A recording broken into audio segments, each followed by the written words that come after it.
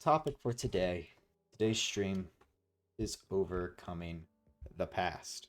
I guess first I should say what I mean by that.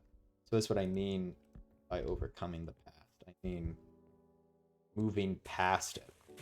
Because I think we have a tendency to get stuck in the past. The two situations where one might feel stuck in the past are either something has happened to you, some sort of event, be it the one example I keep using, the loss of a loved one, or just a traumatic event in general. Somebody wronged you, something bad happened.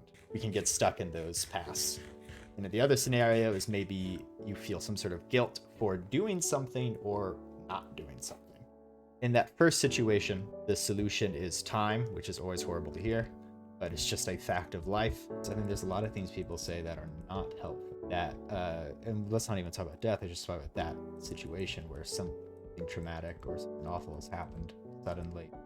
Not suddenly. And people may come around and say things like, well, it was meant to happen. Didn't you learn? Did you learn something from it? Or it's all in God's hands.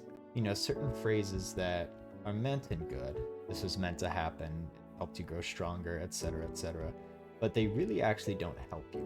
In fact, I'd say it's probably overall a detriment. And then the other thing is to just talk about it, to, if you can, go to face things or go to places that remind you of it and really allow yourself to heal, allow yourself to cry, allow yourself to all of that. And in the rare circumstance where something bad has happened to you, or you've lost a loved one, and you still feel guilt, because sometimes that happens, survivor's guilt exists, then if you can't overcome the idea that you are not guilty for it, then you have to learn to forgive yourself, which again takes time and discussion. And it's just, at the end of the day, it's time, discussion, reflection, journaling, like sort of boring things that we don't usually think are actually that good, but can make the biggest of differences. I really do think time's the biggest solution. So for my example of a sudden death, a sudden loss, it really did take about 3 years for there to be real, noticeable healing. And it sucks to know that. It sucks to know that time's really the biggest cure. But it often is.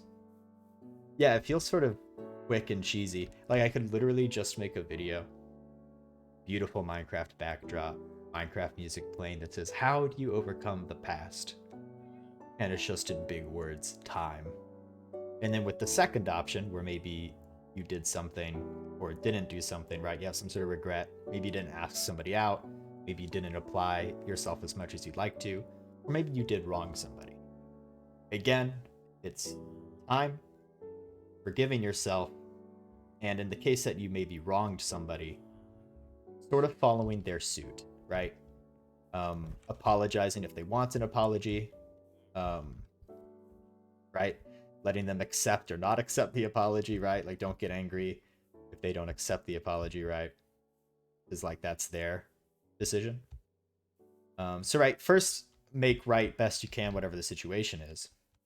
And that does not mean make right purely for yourself. Because, again, in the situation that you have wronged somebody, it's the apology is usually more for you, usually.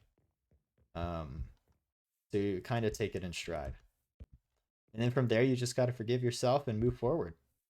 Change and all that. There is always more for you. There's always more to come, more to happen. Ouch. Such as falling into a cave. Sometimes it's not all good, the things to come, but there is always more. Maybe it's falling into a cave. Maybe it's finishing a beautiful structure.